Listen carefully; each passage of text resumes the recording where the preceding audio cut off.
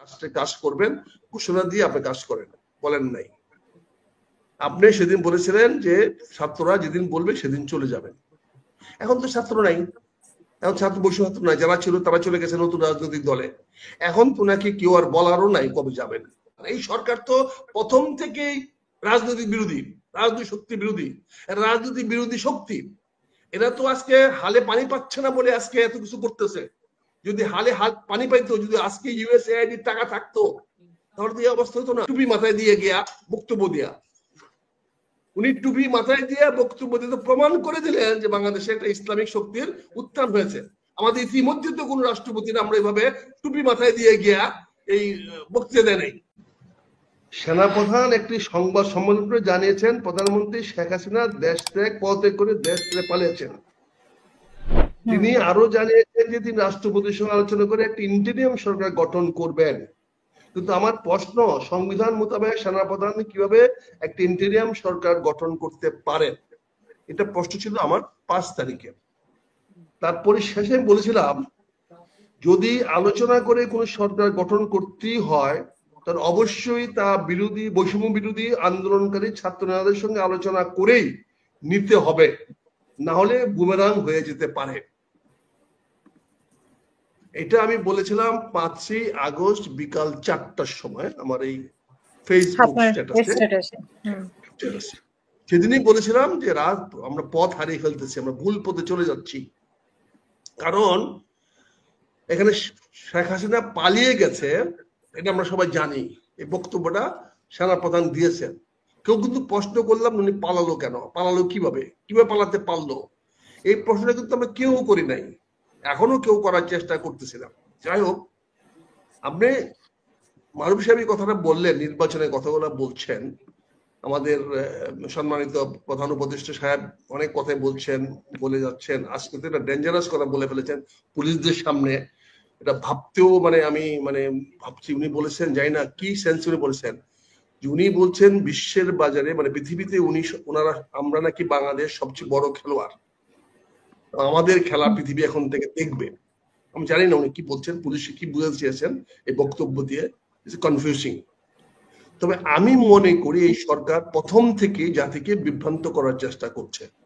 আমরা বলেছিলাম আমার পরবর্তী 6 তারিখে বক্তব্য, 7 তারিখে বক্তব্য আছে, আমার ধারাবাহিকতা আমার 3 তারিখ থেকে বক্তব্য আমার আছে, আমি বলে আসতেছি অগাস্ট মাস থেকে।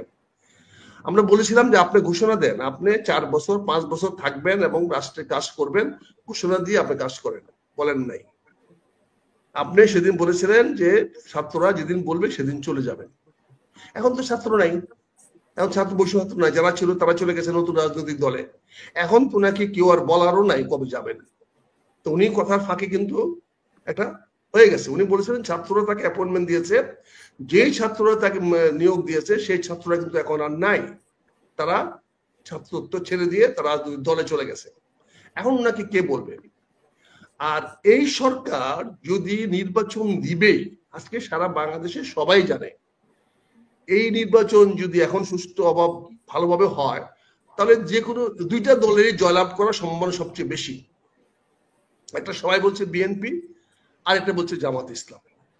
এবং জামাত ইসলামে এখন মাঠ পর্যায়ে তাদের যে ধারণা, তারা যে 300 আসনে দিবেন এবং তাদের ধারণা তারা সংখ্যাগরিষ্ঠ আসন পাবেন। আমিও মনে করি রাজনৈতিক দল হিসাবে যে উত্তরণটা জামাতের হয়েছে, জামাত যেভাবে গত 8 মাস ধরে মাঠে ঘাটে কাজ করে বেড়াচ্ছে, তাতে জামাত একটা ভীষণ সম্ভাবনা তৈরি করে ফেলেছে। এখন নির্বাচন যদি হয় তাহলে নির্বাচনটা তো হলে 2টা দলের সম্ভাবনা আছে, বিএনপি এবং জামাত। তার মানে অন্য কারোর সম্ভাবনা কিন্তু সৃষ্টি হয় নাই, কেউ বলতেছে না, বলার সুযোগও নাই। 300 আসন দেওয়ার মতো অন্য কোনো রাজনৈতিক দলও নাই। এই 2টি দল কিন্তু একটা পরস্পর বিরোধী বক্তব্য দিচ্ছে। একটি বিএনপি পরিষ্কার বলে আসতেছে যে নির্বাচন ছাড়া সমাধান সম্ভব নয়, আর জামাত একটু বিভ্রান্তিকর বক্তব্য দিয়ে বলছে যে সংস্কার শেষে নির্বাচন দিলে হবে। এখন জানি না তারা এই সংস্কার বলতে কি বুঝাচ্ছেন, কতটুকু সংস্কার বুঝাচ্ছেন। আমরা ইতিমধ্যে দেখতে পাচ্ছি অনেক রাজনৈতিক সংস্কার গুলা ইলেকশন কমিশন নিজে রিজেক্ট করে দিয়েছে। ইলেকশন কমিশন অফিস থেকে আজকে দেখলাম যে তারা অনেকগুলা সংস্কার তারা প্রত্যাহার করে দিয়েছে, তারা রিজেক্ট করে দিয়েছে, তারা এগুলা সব মানবে না। একই সঙ্গে তারা স্থানীয় নির্বাচন এবং জাতীয় নির্বাচন করাতে পারবে না, অনেক সংস্কারের সঙ্গে তারা বিরোধিতা করছে।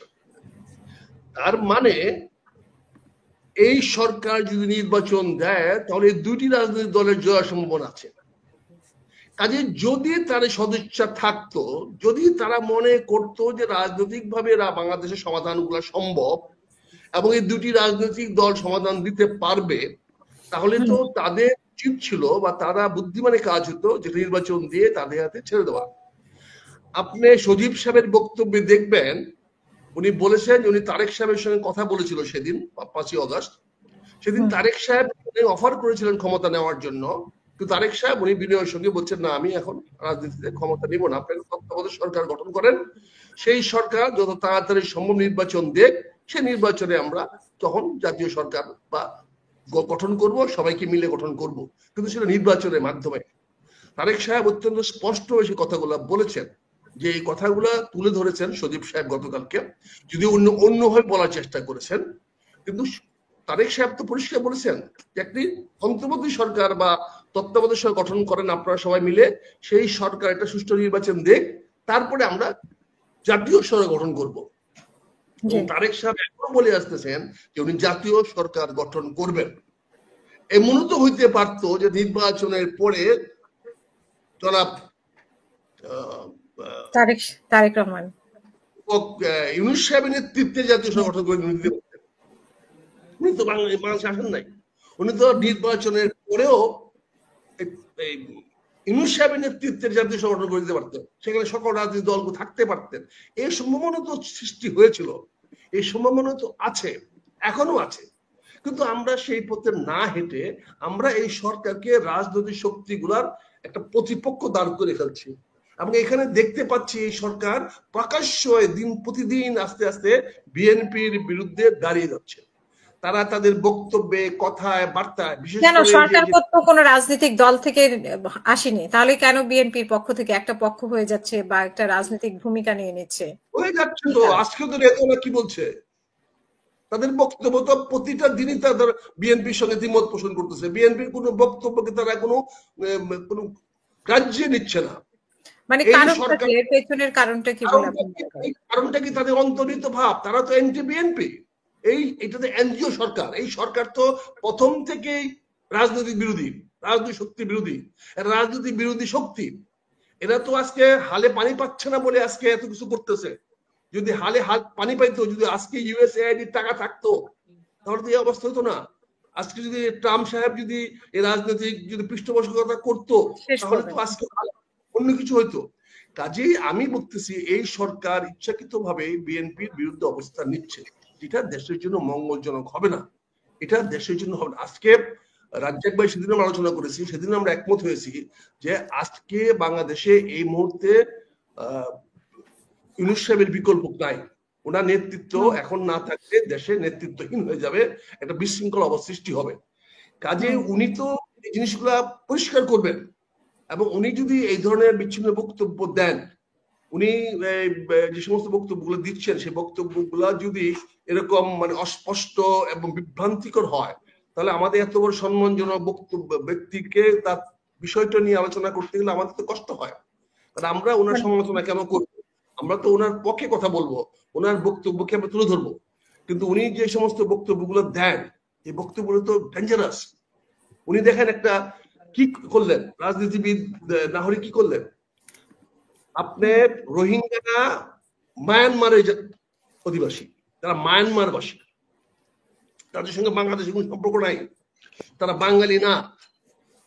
কিন্তু উনি রোহিঙ্গাদের সামনে চট্টগ্রামের ভাষায় বক্তব্য দিয়ে প্রমাণ করলেন যে তারা চট্টগ্রামের আদিবাসী, কারণ এটা তো রোহিঙ্গা ভাষা না। ইউনূস সাহেব যে বক্তব্যটা দিলেন সেটা দিয়েছেন চাটিগাঁয়াবাসী। উনি হাটহাজারী ভাষায় বক্তব্য দিয়েছেন, উনি তো লোহাজারি ভাষায় বক্তব্য দেন নাই, উনি লোহাগড়া ভাষায় বক্তব্য দেন নাই, উনি হাটহাজারী ভাষায় বক্তব্য চাটিগাঁয়ে বক্তব্য দিয়েছেন। চাটিগাঁয়ে বক্তব্য দিয়ে উনি প্রমাণ করে দিলেন যে রোহিঙ্গারা অরিজিনালি বাংলাদেশের লোক, যেটা আরাকানরা বলতেছে। আরাকানদের দাবি হলো রোহিঙ্গারা স্থানীয় না, রোহিঙ্গারা মায়ানমার বাসী না, তারা বাংলাদেশ থেকে গিয়েছে, কাজে তাদের স্থান হবে না। কিন্তু এই ভাষায় বক্তব্য দিয়ে উনি প্রমাণ করে দিলেন কি প্রয়োজন ছিল সেই ভাষায়। এখানে আজকেও দেখেন তুলসী মহিলা তুলসীকে কি বলেছে দিল্লিতে, যে বাংলাদেশে ইসলামিক একটা মৌলবাদ উত্থান হচ্ছে এবং তারা হিন্দু বৌদ্ধ খ্রিস্টান ধর্মের বিরুদ্ধে অত্যাচার করছে। ওনার এই বক্তব্যটাতে প্রমাণ করে দিলেন যে উনি টুপি মাথায় দিয়ে গিয়া বক্তব্য দিয়া, উনি টুপি মাথায় দিয়ে বক্তব্য দিতে প্রমাণ করে দিলেন যে বাংলাদেশে একটা ইসলামিক শক্তির উত্থান হয়েছে। আমাদের ইতিমধ্যে তো কোন রাষ্ট্রপতিরা আমরা এইভাবে টুপি মাথায় দিয়ে গিয়া এই বক্তৃতা দেয় নাই। তার মানে কি? টুপি তো দিতেই পারেন, রমজানের সময় উনি তো টুপি দিতে পারেন, বা একটা ইসলামিক কান্ট্রি উনি সরকার প্রধান হয়ে একটা জাতীয় চরিত্র আছে, আমাদের জাতীয় পোশাক আছে, আমাদের জাতীয় পোশাক আছে, চরিত্র আছে, দিতে পারেন। কিন্তু সেখানে একদম একদম অন্য কোথাও দেখলাম না আমরা। কিন্তু এতে কি হয়, রাজনৈতিক ভাবে বিশ্বের মানচিত্রে কি হলো, তুলসী সে কথাটা বলার সুযোগ পেলেন, এই মহিলাদের কথাটা বলার সুযোগ পেলেন যে বাংলাদেশ এটা ইসলামিক মৌলবাদে উত্থান হয়েছে এবং তার প্রমাণও রাখলেন। এগুলো রাজনৈতিক ইয়া বলে। অনেক ধন্যবাদ, শুনবো আপনাকে আক্তার। আমি যেটা বলছি, আমরা আজকে এই সরকার নির্বাচন দেওয়ার কোনো সুযোগ নাই, সরকার নির্বাচন দিবে না, এই সরকার নির্বাচনের পথে হাঁটছে না, এই সরকার নির্বাচনকে নিয়ে ধোঁকাবাজি করতেছে, বিভ্রান্ত করতেছে। এই সরকার মানে ওই যে একবার ডিসেম্বর পরে জুনের পর আবার আসবে। এই রাজ্জাকি ভাইকে অনুরোধ করবো, আপনি সরকারকে বলেন সুনির্দিষ্ট এখন সময় আছে, বলেন যে আমরা আগামী 4 বছর ক্ষমতা থাকবো, আমি সমর্থন করবো। আমরা বিএনপিকে অনুরোধ করবো যে 4 বছর অপেক্ষা করেন, 4 বছর পরে আমরা নির্বাচন করবো। কিন্তু উনি সুনির্দিষ্ট বলে দেখ যে আমরা 4 বছর ক্ষমতা থাকবো, আমরা এই সংস্কার গুলা করবো। আপনি পছন্দ করেন কেন না করেন বলার দরকার নাই, কে পছন্দ করেন না করার দরকার নাই। উনি একটা তালিকা করে দেখ সংস্কারের, আমরা এই সংস্কার গুলা করবো, এই সংস্কার গুলো উনি চালিয়ে যাক, করুক। কিন্তু এইভাবে ধোঁকা দিয়ে বলতে পারবেন না, দেশটা তো খারাপ। ধন্যবাদ ডাক্তার ভাই।